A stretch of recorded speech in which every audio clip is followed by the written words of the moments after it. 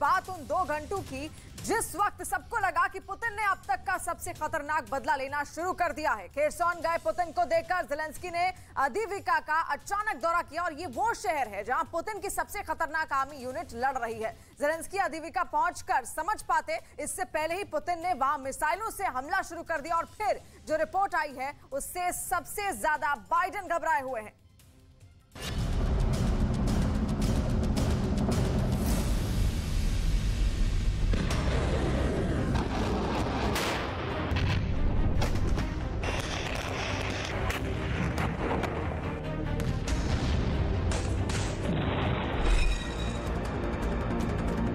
पहले Putin Ukraine के Kherson और लुहांस्क गए, फिर ज़ेलेंस्की भी डोनेस्क और अवदीविका पहुंचे।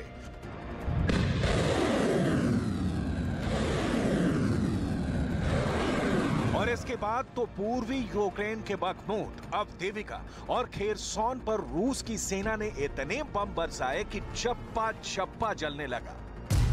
ब्रिटिश अखबार द सन के मुताबिक यूक्रेन में इस अंतहीन खून खराबे के बीच पुतिन के दौरे के फौरन बाद रूस की फौज ने खेरसॉन के सेंट्रल मार्केट पर नॉन स्टॉप बमबारी की। इस बारूदी कहर की चपेट में कुछ लोगों की मौत हो गई तो कई घायल हो गए। इस हमले के बाद खेरसॉन के सेंट्रल मार्केट का क्या हश्र हुआ उसे आप खुद इस मंजर को देखकर समझ सकते हैं। इस मार्केट का इंच इंच मलबे में तब्दील हो गया, पूरा बाजार धुआं धुआं हो गया। इससे ठीक पहले रूस के राष्ट्रपति व्लादिमीर पुतिन ने पूर्वी यूक्रेन के खेरसॉन का अचानक दौरा कर पूरी दुनिया को हैरानी में डाल दिया। गौर करने वाली बात यह है कि इस दौरान वो अपने खूंखार ब्रीफकेस के साथ नजर आए। ये रूस का परमाणु ब्रीफकेस है जिसे चेकेट कहा जाता है, जो पुतिन के साथ साये की तरह चलता है। इस परमाणु ब्रीफकेस के अंदर मौजूद बटन को दबाकर पूरी धरती को कई बार तबाह किया जा सकता है। अमेरिका के परमाणु फुटबॉल की तरह रूस का चेकेट भी 24 घंटे सेना के जवानों की कड़ी निगरानी में रहता है। बड़ी बात यह कि यह सीक्रेट कोड से ही खुलता है, जो पुतिन समेत रूस के कुछ चुनिंदा लोगों को ही पता है।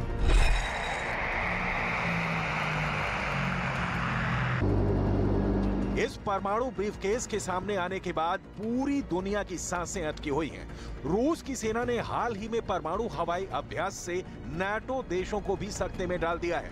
इतना ही नहीं, इसके बाद रूस की नौसेना ने परमाणु पनडुब्बियों और एंटी सबमरीन एयरक्राफ्ट के जरिए भी युद्धाभ्यास किया है। ऐसे में अटकलें इस बात की भी लगाई जा रही हैं कि अब यूक्रेन में औपचारिक जीत के लिए पुतिन किसी भी हद तक जा सकते हैं।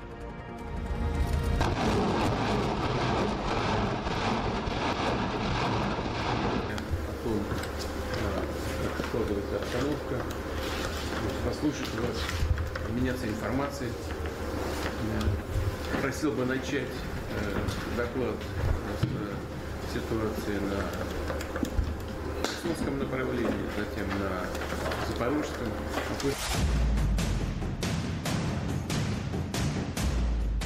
पुतिन के दिमाग में जरूर कोई बड़ी प्लानिंग चल रही है। इसका इशारा उनके खेरसॉन और लुहांस्क दौरे से भी मिलता है।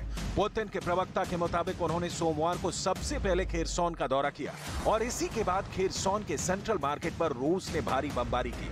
रूस के लिए खेरसॉन कितना अहम है, आप इसे यूं समझिए कि नवंबर 2022 में यूक्रेन ने खेरसॉन को दोबारा हासिल कर लिया था, जबकि इससे पहले करीब 8 महीने तक इस पूरे इलाके पर रूस का कब्जा था।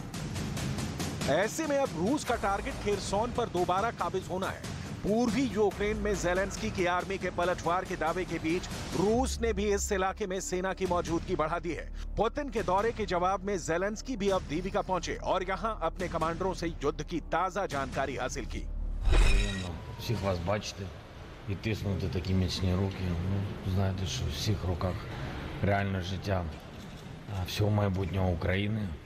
Пишаюсь зустрічю, пишаюсь тим, що у нас в Україні є такі міцні люди. Все завдяки вам. Тож тримайтесь і бережіть себе. Від вас залежить наше майбутнє.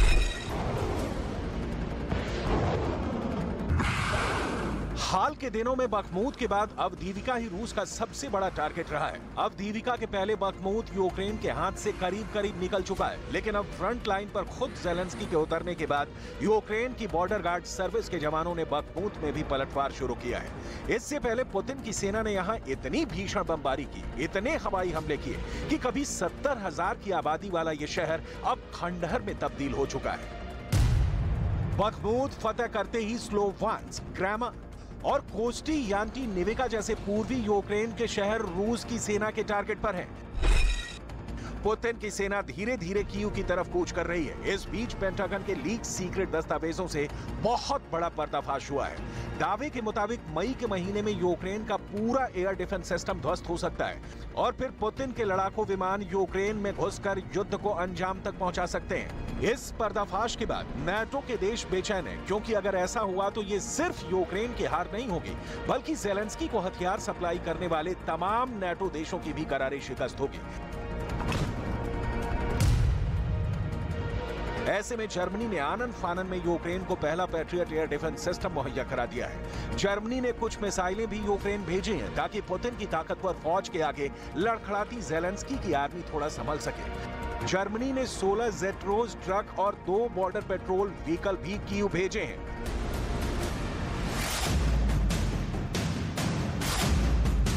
कहने को तो अमेरिका ने भी यूक्रेन से एक MIM-104 patriot air defence system देने का वादा किया था, लेकिन ज़ेलेंस्की को यह तोहफा मिलेगा कब, इसकी तारीख अब तक सामने नहीं आ पाई है। दिसंबर 2022 में सबसे पहले अमेरिका ने ही यूक्रेन को पैट्रियट डिफेंस सिस्टम और मिसाइलें देने की बात कही थी। हालांकि खुद अमेरिका का मानना है कि patriot air defence system cruise मिसाइलों, बैलिस्टिक मिसाइलों और एयरक्राफ्ट को इंटरसेप्ट तो कर सकता है, लेकिन ये एक मुकम्मल एयर डिफेंस नहीं है। पैट्रियट डिफेंस सिस्टम से यूक्रेन मध्यम और छोटी दूरी तक अपने आसमान को सुरक्षित बना सकता है।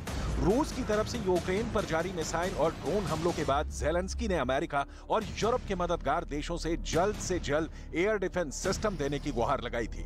इसके बाद अमेरिका ने उसे 2 NASAMS मुहैया भी करवाए हैं। इसमें कोई शक नहीं कि अमेरिका और नाटो देशों के हथियारों के बूते ही यूक्रेन अब तक युद्ध के मैदान में टिका है। ऐसे में ब्राजील जैसे तटस्थ देश ने एक तरफ जल्द से जल्द युद्ध विराम पर जोर देते हुए शांति की वकालत की है, तो दूसरी तरफ उन्होंने अमेरिका और यूरोप पर यूक्रेन को हथियारों की सप्लाई कर युद्ध भड़काने का भी आरोप लगाया है।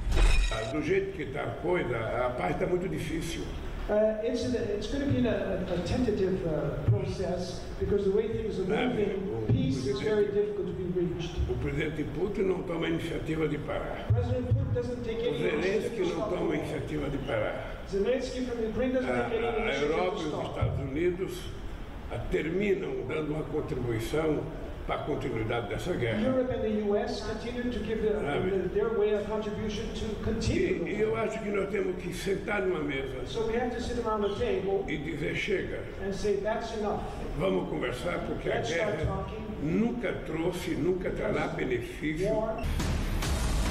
इस पर अब अमेरिका ने भी जवाब दिया है और ब्राजील के राष्ट्रपति के आरोपों को खारिज किया है।